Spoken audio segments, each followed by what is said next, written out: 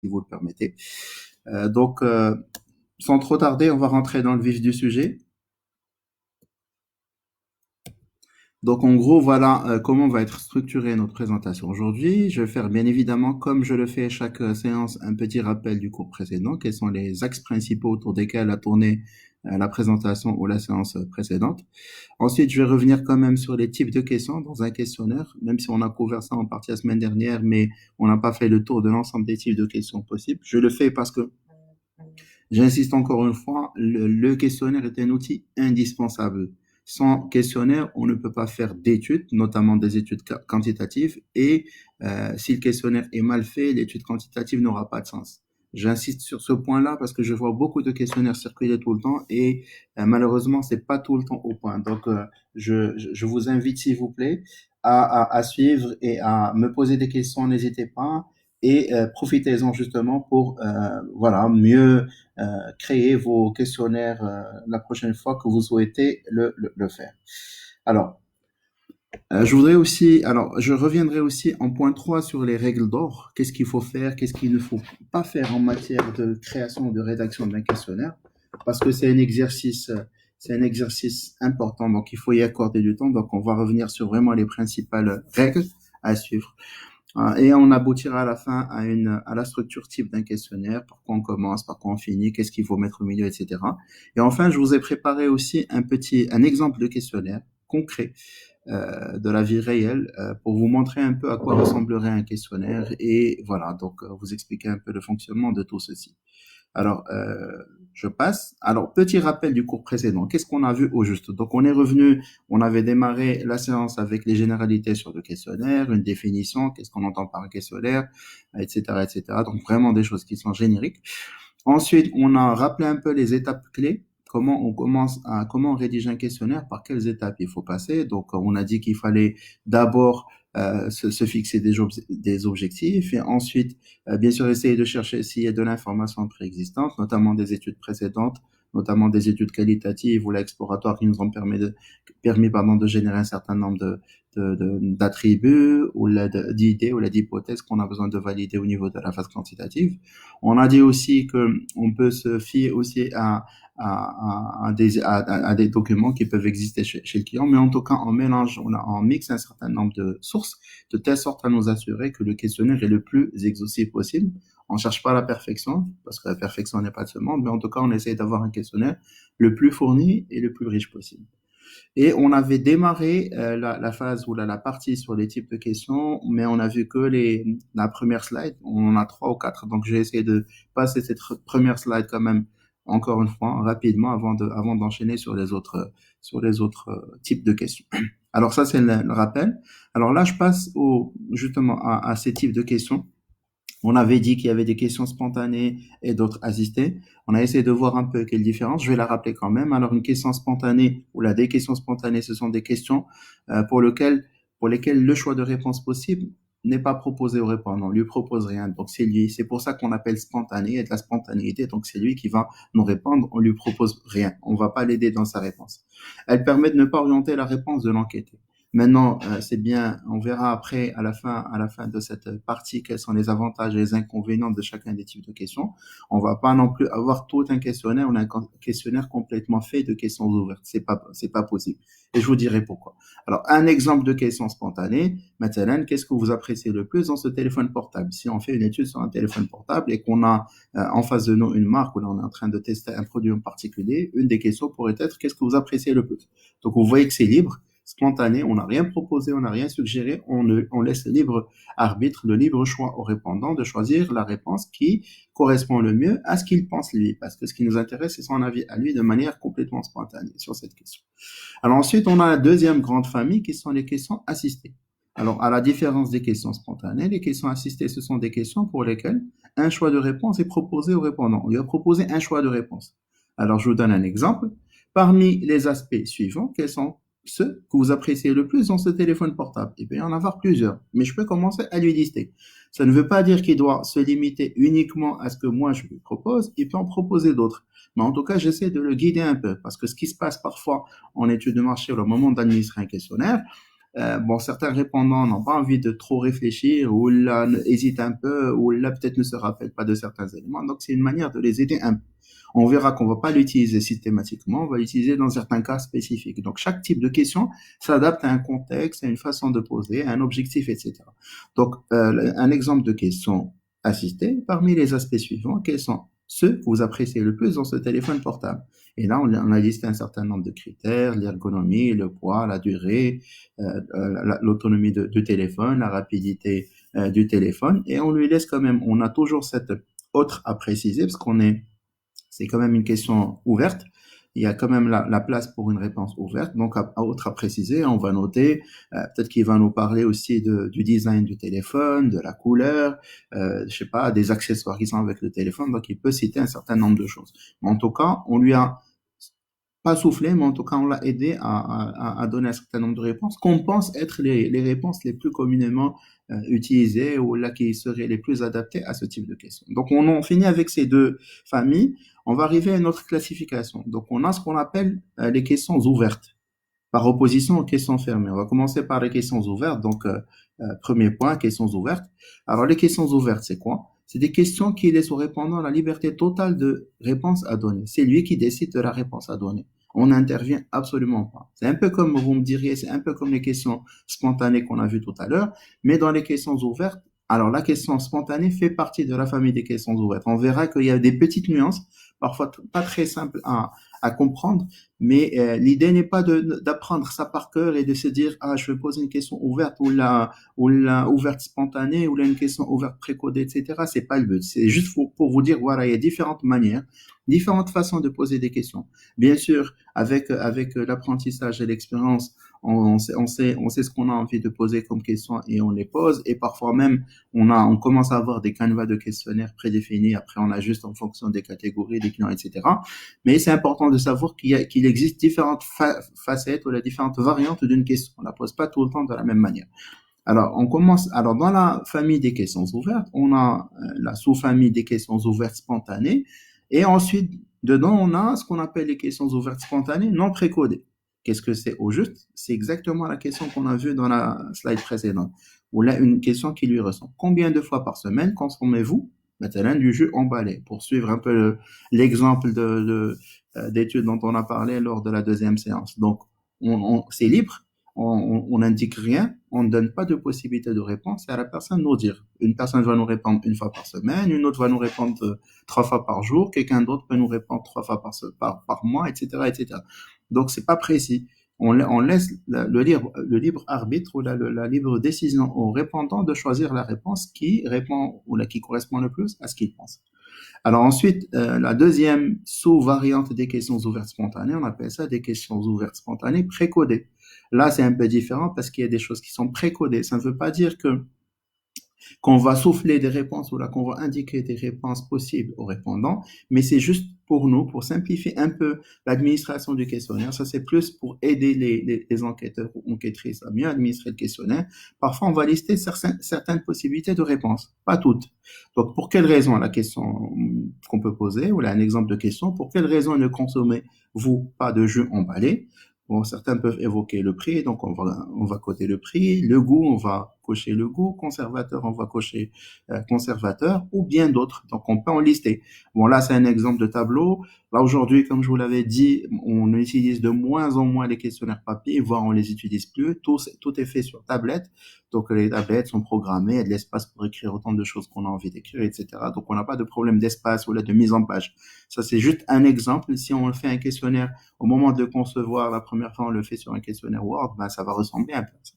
Alors, la deuxième sous-famille des questions ouvertes, on appelle ça des questions ouvertes assistées, par opposition aux questions ouvertes spontanées. Alors, c'est quoi? Parmi les raisons suivantes, donc on pose la question de cette manière, parmi les raisons suivantes, quelles sont celles pour lesquelles vous ne consommez pas de jus emballé? Donc là, par contre, on est en train de donner des raisons, on est en train de donner des possibilités de réponse, et on va dire, euh, diriez-vous que c'est le prix? Donc, parmi les raisons suivantes, quelles sont celles pour lesquelles vous ne consommez pas de jus emballé? Diriez-vous que c'est le prix, le goût, la présence de conservateurs, autres à préciser? Donc, donc là, on a proposé des choix. C'est-à-dire qu'on n'a pas laissé le répondant répondre de lui-même, donc on lui a proposé des possibilités de réponse. Et on veut rester dans le cadre de ces possibilités de réponse. Bien sûr, s'il a autre chose qu'on a omis de mentionner ou l'a omis d'inclure dans notre questionnaire, ben, il peut toujours le préciser dans la section autre à préciser. Vous me suivez? Très bien. Alors, je passe à la slide suivante. À la slide suivante, on a maintenant la famille des questions fermées, par opposition aux questions ouvertes. Et dans cette famille des questions fermées, on a 5 sous-familles. Je vais les expliquer une à une. Les questions fermées, où on ne laisse pas du tout de choix au répondant. Donc, il va choisir parmi ce qu'on lui propose comme option. À aucun moment, il n'a la possibilité de rajouter quelque chose de lui-même. Donc, c'est toujours bien cadré, bien ficelé. On ne laisse pas de marge. Donc, on ne laisse pas de marge à ça. Alors, première question fermée. Donc, on a dans cette famille des questions fermées, excusez-moi 2 secondes. Donc, dans cette famille des questions fermées, on a ce qu'on appelle les questions dichotomiques. Alors, c'est quoi une question dichotomique? C'est la question la plus simple. On voit ça dans plusieurs questionnaires. C'est une question où on a le choix entre 2 possibilités de réponse, pas plus. Il y en a 2. Donc, maintenant, avez-vous un téléphone portable? Donc, un téléphone portable, je dis oui ou là je dis non. Je ne peux pas dire oui et non en même temps. Donc, il y a une seule possibilité de réponse et je n'ai pas plus de choix que ces 2 possibilités. D'accord?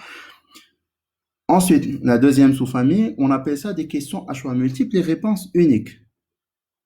C'est quoi? Le répondant, il dispose de plus de 2 choix de réponse. C'est-à-dire, une liste fait à plusieurs choix de réponse, contrairement aux questions dichotomiques où il n'en avait que 2.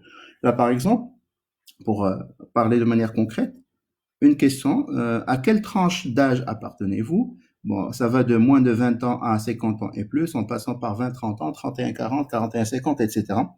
Donc, on a un certain nombre de codes, mais une personne ne peut rentrer que dans une seule tranche d'âge. Elle peut pas faire partie des moins de 20 ans et en même temps des 41-50 ans. Vous imaginez que c'est pas possible.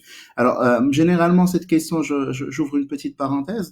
Au moment où on pose la question sur l'âge, alors on a différentes réactions. Alors, bien sûr, si on pose une question sur l'âge, en général, c'est pas très correct de poser une question sur l'âge aux femmes, donc on évite de leur poser une question directe sur leur âge.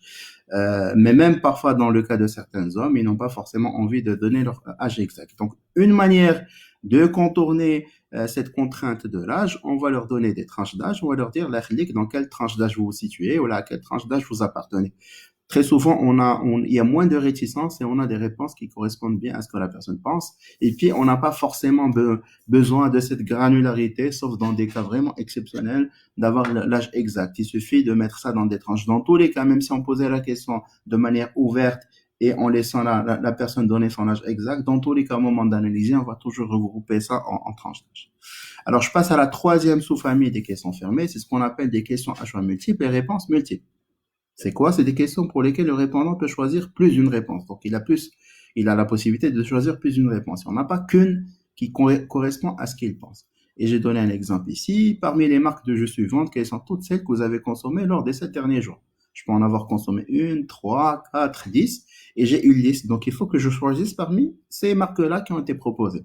À titre d'exemple, je vous ai spécifié ici Marrakech, Valencia, El Boussan, Jauda, etc. Bon, avec l'approche de Ramadan, on commence à réfléchir un peu jeu et on s'inscrit un peu dans ce contexte. Donc là, quelqu'un peut dire j'ai consommé Marrakech, Valencia et c'est tout. Quelqu'un d'autre peut dire j'ai consommé Marrakech, Valencia, El Boussan et Jauda. Ou bien une troisième personne ou là quelqu'un d'autre peut dire je n'ai consommé aucune de ces marques. Donc généralement on va donner un code 9 à aucune. Bon, ça c'est une classification ou là si vous voulez une espèce de code ou la de codification usuelle en études de marché. Alors, quatrième sous-catégorie ou la sous-famille des questions fermées spontanées. Une question qui dit combien de téléphones portables possédez-vous? Donc, je n'ai là encore la personne a la possibilité de donner une seule réponse. Donc là, j'ai spécifié quelques modalités, un téléphone portable, deux téléphones portables, trois téléphones portables, etc., etc. La personne va dire, j'en ai deux, j'en ai trois, j'ai quatre, mais c'est une question fermée. Il peut pas en dire, il peut pas dire 10 ou la DAC. Donc, on contrôle un peu sa réponse, elle est déjà précodée et on n'a pas besoin, au-delà de trois téléphones portables, on n'a pas besoin de noter le détail, mais il suffit de mettre plus de trois téléphones portables. Et enfin, cinquième sous-catégorie des questions fermées, c'est ce qu'on appelle des questions fermées assistées.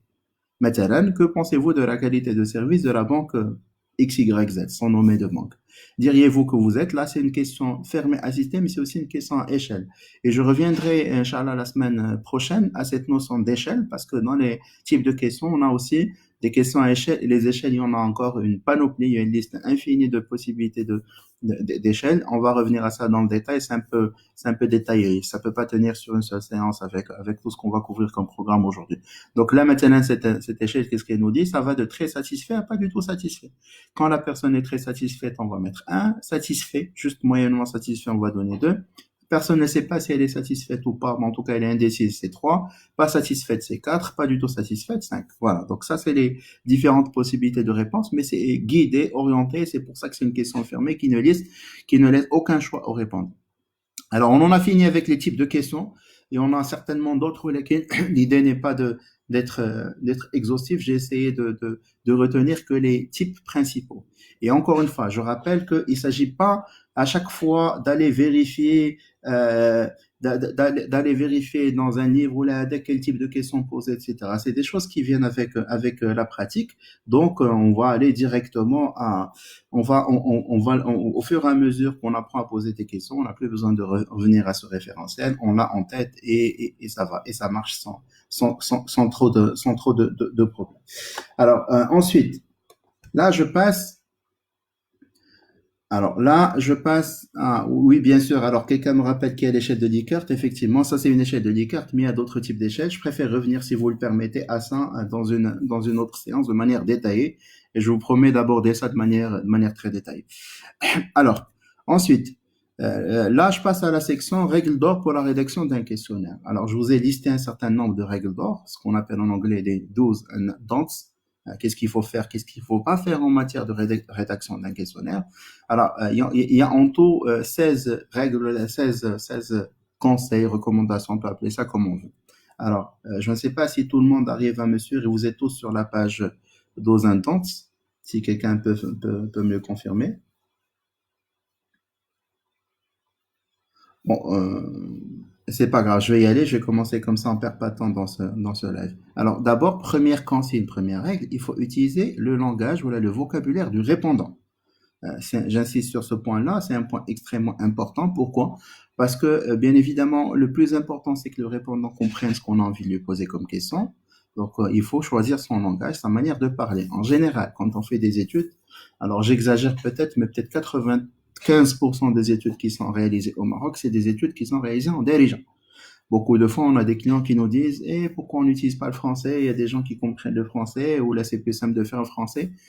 Non, parce que ce que parle le commun des Marocains, c'est Darija. Donc tout le monde arrive à comprendre et arrive à s'exprimer en Darija, vraiment à quelques exceptions près. 0,5% ou 1% de la population qui n'arrive pas à le faire. Donc généralement, on va utiliser Darija dans des études grand public qui touchent le commun des Marocains. Bien sûr, quand on est dans un contexte B2B, qu'on fait une étude, qu'on réalise une étude auprès de professionnels ou là des gens qui travaillent en entreprise, à ce moment-là, on peut bien évidemment utiliser le français. Quelques petites exceptions, bien sûr quelques petites nuances. Quand on fait des études au niveau national où on doit couvrir un certain nombre de régions, bien évidemment, c'est important aussi de tenir compte des dialectes locaux. Parce que déjà, c'est le dialecte parlé on va dire, dans les centres urbains, mais maintenant, dans des régions éloignées, il va falloir adapter le questionnaire. Parfois, on le fait en téléphi, en tamazir, etc., etc., de telle sorte à ce que tout le monde puisse comprendre, parce que chacun a son dialecte. Mais encore une fois, il faut adapter le vocabulaire à la cible. La cible doit pouvoir s'identifier et comprendre ce qu'on dit. Deuxième règle d'or, utiliser un vocabulaire simple. Il faut être très très simple en matière de rédaction du questionnaire. Il ne faut pas philosopher ou aller chercher des formulations complexes qui peuvent être source de biais et d'erreurs pour les répondants. Donc il faut aller sur des choses simples. pour que le questionnaire soit bien compris et que les questions soient voilà, bien assimilées par les répondants pour qu'ils puissent répondre de la manière la plus appropriée. Troisième règle d'or, pas de vocabulaire technique sauf exception. N'utilise pas de vocabulaire technique. Imaginez que vous êtes en train de faire une étude sur les habitudes de vidange ou voilà, habitude de vidange par exemple, et que vous adressez à monsieur lambda, quelqu'un qui n'est pas un expert de domaine, en lui disant est-ce que vous connaissez l'huile monograde ou l'huile multigrade, synthétique, etc. Bon, j'avoue que moi non plus, je m'y reconnais, enfin, je m'y connais pas beaucoup. Et donc, il ne faut pas utiliser de jargon technique. Encore une fois, l'exception, c'est maintenant, on est en train de faire une étude sur les moyens techniques ou les moyens informatiques et on l'a fait auprès maintenant des IT managers des entreprises. Là, on peut parler leur langage technique parce qu'ils connaissent, on va pouvoir parler le même langage, il n'y a pas de souci. D'accord? Alors ensuite, quatrième règle d'or, il ne faut pas utiliser de termes ambigus, des termes qui peuvent induire en erreur ou là qui peuvent être sujets à différentes interprétations. Maintenant, consommez-vous souvent des jus emballés? Alors souvent, pour moi, Nabil Abouzaïd, ça peut vouloir dire plusieurs fois par semaine. Pour quelqu'un d'autre, ça peut vouloir dire plusieurs fois par jour. Pour une troisième personne, ça peut vouloir dire plusieurs fois par trimestre ou une fois chaque trimestre, etc. Donc là, le mot souvent ou voilà, le mot souvent, l'expression souvent peut être interprétée de différentes manières. Le plus simple serait de dire à quelle fréquence consommez-vous des jus emballés. Cinquième règle d'or, il faut utiliser des formulations concises. L'idée n'est pas d'aller sur des phrases trop longues qui encombrent, qui entravent la bonne compréhension du questionnaire et puis ça peut entraîner de la lassitude des répondants qui se fatiguent, qui n'ont pas envie forcément d'écouter l'ensemble des questions et donc ça peut poser problème. Donc on raccourcit au maximum les questions. Bien sûr, tout en tâchant à couvrir l'ensemble des aspects. Il ne faut pas se dire là je raccourcis et je coupe la question, c'est-à-dire qu'on ne va pas pouvoir la comprendre. Sixième règle d'or, utiliser un style direct. On va souvent utiliser ou éviter la négation et la double négation parce que ça peut être un sujet à incompréhension et ça peut orienter la réponse. Donc, on va éviter tout ce qui est négation et la double négation. Septième règle d'or, ne pas se focaliser sur une seule dimension de l'information pour ne pas orienter la réponse de l'interviewé. Je donne un exemple plus concret. Pensez-vous que la guerre des prix dans les télécoms est une bonne chose pour le consommateur? Bon, déjà que je suis en train de souffler un peu la réponse au consommateur, au répondant. Est-ce que vous pensez que c'est une bonne chose? Je ne lui laisse pas la possibilité de répondre c'est une mauvaise chose. D'accord? C'est comme si j'induisais un peu en erreur ce répondant. Le plus simple serait de dire que pensez-vous de la guerre des prix dans les télécoms? Ou là, que pensez-vous de l'impact que peut avoir la guerre des prix sur le consommateur? Là, c'est plus simple et le consommateur ou là, le répondant choisira de répondre de la manière la plus appropriée sans qu'il soit orienté ou quitté par notre proposition. Huitième règle d'or, une seule idée par question. Là, il y a une très mauvaise habitude de chercher à mettre, et je le vois très très souvent, parfois quand on demande avoir des questionnaires qui ont été réalisés précédemment, ou là quand c'est des questionnaires faits dans un contexte qui n'est pas forcément professionnel, on cherche beaucoup de fois à mettre deux idées. Je vous donne un exemple très concret. Si je vous dis êtes-vous satisfait de la rapidité du réseau et de la couverture de la couverture réseau de votre opérateur télécom, vous êtes satisfait ou pas? Bon, il va y avoir certainement des réponses un peu mitigées. Et en plus de ça, j'ai mis deux idées. D'abord l'idée de la rapidité du réseau et ensuite l'idée de la couverture du réseau. Je peux être très satisfait de la rapidité du réseau de mon opérateur, mais pas du tout satisfait de la couverture. Au moment où je voyais, je ne trouve pas tout le temps le réseau de mon opérateur. Ou inversement, je peux être très satisfait de la couverture réseau, mais la qualité du réseau au moment là où je suis n'est pas forcément très bonne. Donc là, on est en train de mixer deux idées pour lesquelles on peut avoir des réponses différentes. Donc le plus simple ici, c'est d'éclater. Êtes-vous satisfait de la qualité, de la rapidité du réseau? C'est une question. Une deuxième question, êtes-vous satisfait de la couverture réseau de votre opérateur télécom? Il faut le faire de cette manière et ne pas mixer les deux. Alors ensuite, la suite, je passe à la slide suivante, toujours dans les recommandations ou les règles d'ordre de rédaction d'un questionnaire. La règle numéro 9. Il faut être attentif à certains biais lors de la rédaction des questionnaires. Beaucoup de fois, on a des répondants on appelle ça des réactions de prestige. On lui pose une question sur une marque de fromage que la personne consomme et elle n'a pas envie de dire qu'elle consomme une marque entrée de gamme ou la bas de gamme, donc elle a envie de, bon, parce qu'elle va penser que l'enquêteur va penser du mal ou là va se dire de la personne, elle peut pas se permettre, etc., etc. Donc, pour éviter tout ça, il y a certaines personnes qui vont répondre, oui, là, je consomme la marque, il va choisir une marque qui est haut de gamme, je sais pas, juste pour donner un exemple, moi je consomme du président, alors qu'en réalité, la personne consomme une autre marque. Ou là, parfois, on peut avoir affaire à des personnes qui sont complaisantes. Et ça, malheureusement, c'est très, très courant dans notre culture, quand on fait des études au Maroc, mais pas que, hein, un peu dans cette région. Bon, les gens ont tendance à faire dans la complaisance. Souvent, quand on va poser des questions sur les intentions d'achat d'un ordinateur, d'un téléphone ou là, voulez-vous ou avez-vous l'intention d'acheter ce téléphone portable au cours des 6 prochains mois? Oui, bien sûr, bien sûr, mais on n'est pas sûr que la personne le fait. Donc, il faut faire très attention à ça, s'assurer que la personne est en train de nous donner la réponse qui correspond réellement à ce qu'elle a l'intention de faire. D'accord? Alors ensuite, 10e règle d'or, il faut recourir à des questions indirectes parfois quand il s'agit de traiter des sujets tabous. D'accord? Parfois, on a besoin donc parfois, on peut recourir à des questions qui sont indirectes plutôt que de poser la question directement. Ou là, si le questionnement direct, il peut entraîner des réponses trop stéréotypées. Ou là, si l'objectif recherché est trop apparent pour le répondant. Donc, généralement, pour ne pas orienter pour le sens de la réponse, ou là, pour éviter qu'on rentre dans des discussions taboues, etc. Donc, on peut poser des questions de manière indirecte. Alors, 11e règle d'or, il faut tenir compte du mode d'administration du questionnaire. Là, c'est une règle d'or, au vrai sens du terme, très importante. Selon qu'on est en situation d'étude téléphonique, c'est ce que j'appelais ici CATI, Computer Assisted Telephone Interviews, ou là qu'on soit dans un contexte d'une étude auto-administrée, maintenant en ligne, ou là par voie postale, même si ça se fait très peu, ou là qu'on soit en face à face, la formulation des questions, elle peut différer. Si je m'adresse à quelqu'un ou là j'envoie un questionnaire en ligne, bien sûr, il faut mettre un maximum de consignes ou là de consignes, de règles pour que la personne puisse répondre et comprendre ce qu'on a envie de dire. Contrairement à une situation médecine de face à face ou là au téléphone où je peux expliquer à la personne ce que je veux dire par la question, même si elle ne comprend pas.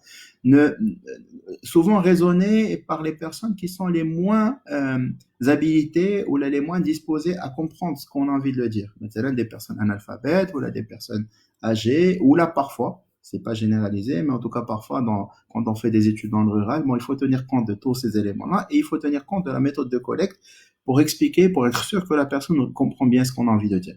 La règle d'or numéro 12, il faut respecter un ordre dans la structure du questionnaire.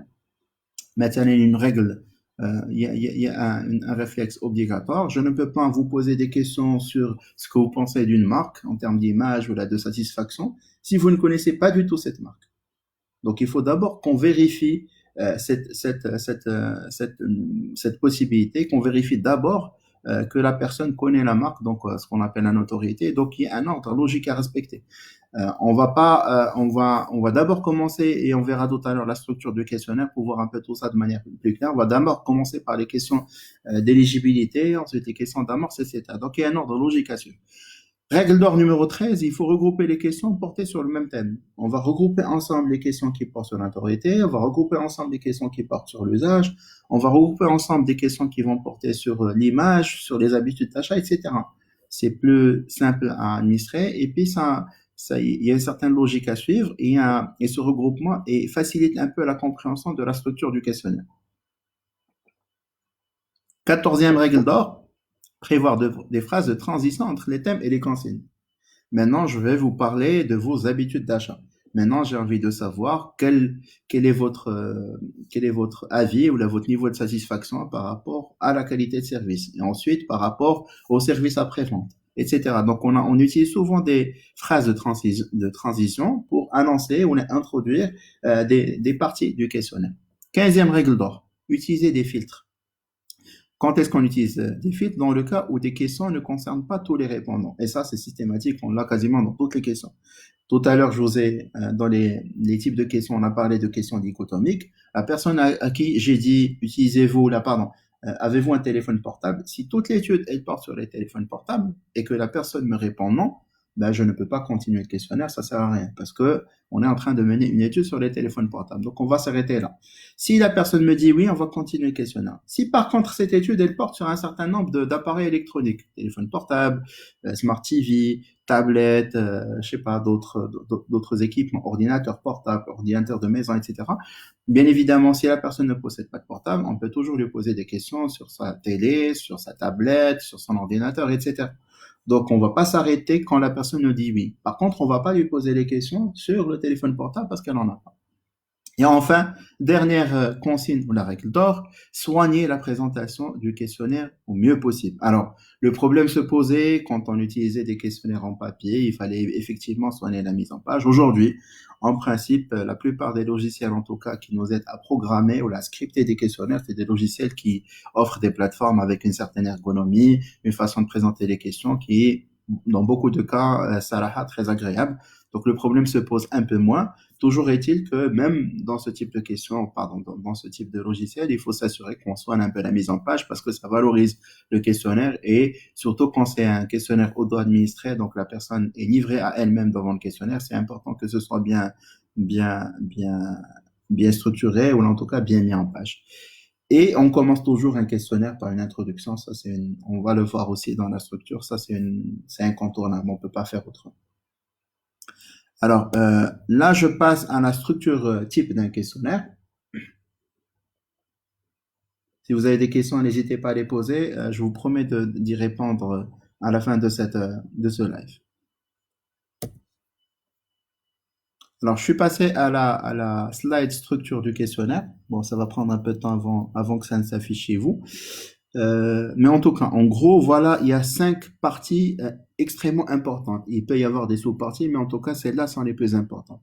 On commence tout le temps un questionnaire par un texte d'introduction pour rappeler un peu le contexte.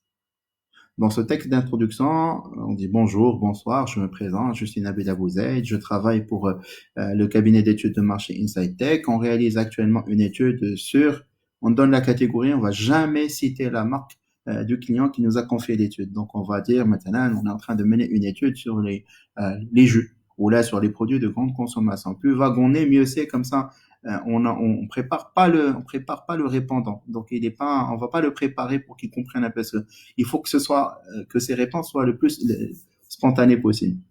Je voudrais vous rassurer, ce questionnaire, il va pas durer plus de X minutes, 15 ou la 10, etc.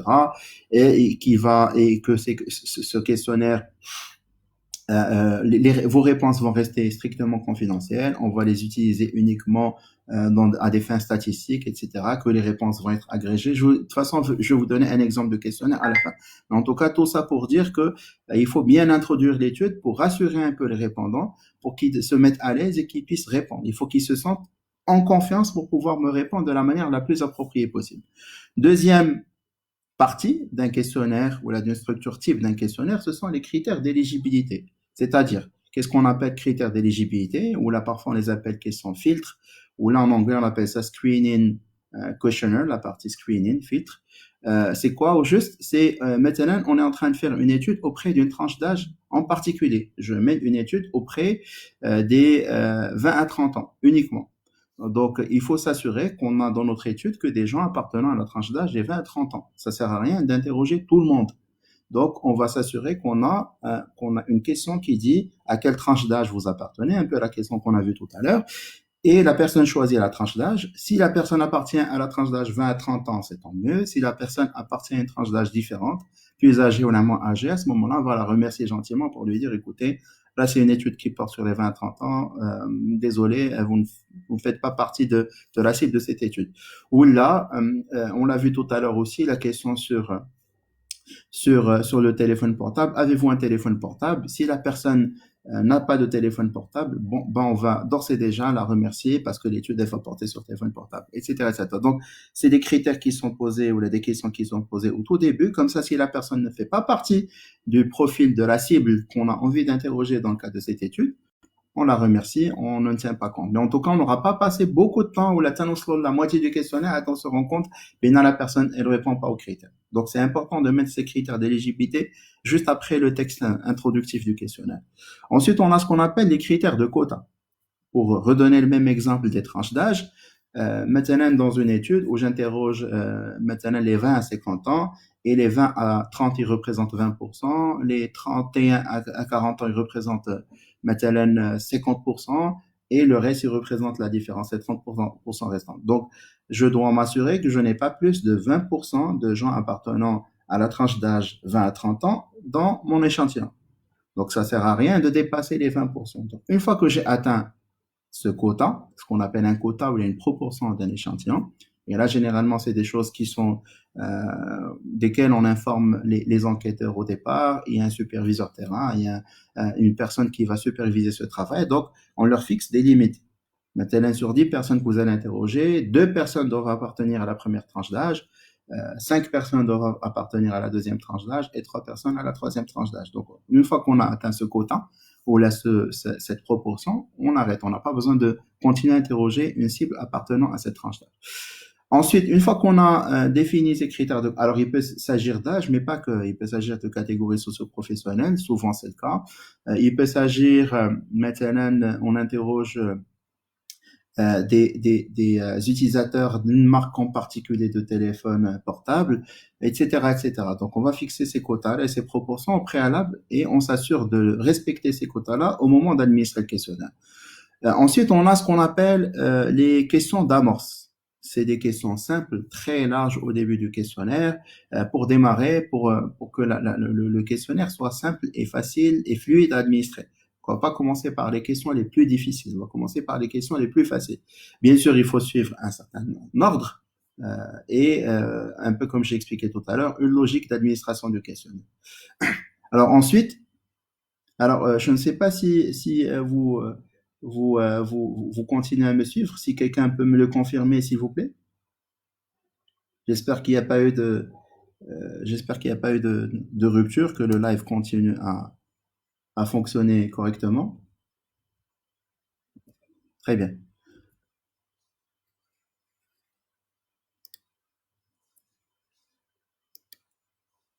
Alors là, comme je pense qu'on en a fini avec la partie contenu court, on va passer maintenant à un exemple concret de questionnaire, hein. Je vous ai préparé un exemple concret de questionnaire et j'ai pris un type de question. Je veux juste m'assurer, très bien, donc vous me confirmez que vous êtes en train de me suivre.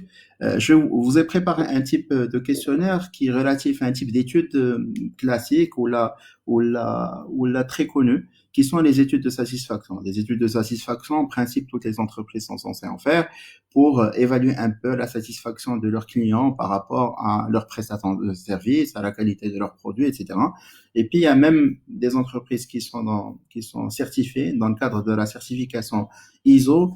Ils ont l'obligation de réaliser une étude de satisfaction, je pense, une fois par an, bien sûr, dépendamment des secteurs et des clients, etc. Donc, c'est important de tenir compte de ça. Alors, tout le monde arrive à me suivre. Là, je passe à l'exemple de questionnaire et je vais attendre que tout le monde soit à la même slide pour démarrer.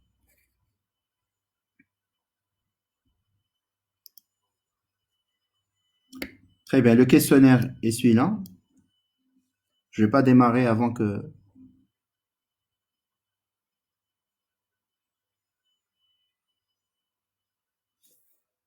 Très bien. Alors, comme je vous ai dit, un questionnaire démarre toujours. Bon, là, il manque quelques éléments, maintenant le logo de l'entreprise ou un titre de questionnaire, etc. Mais je vous ai fait une version très simple, juste pour que ce soit simple à montrer dans le cadre de ce direct. Alors, on commence par une introduction.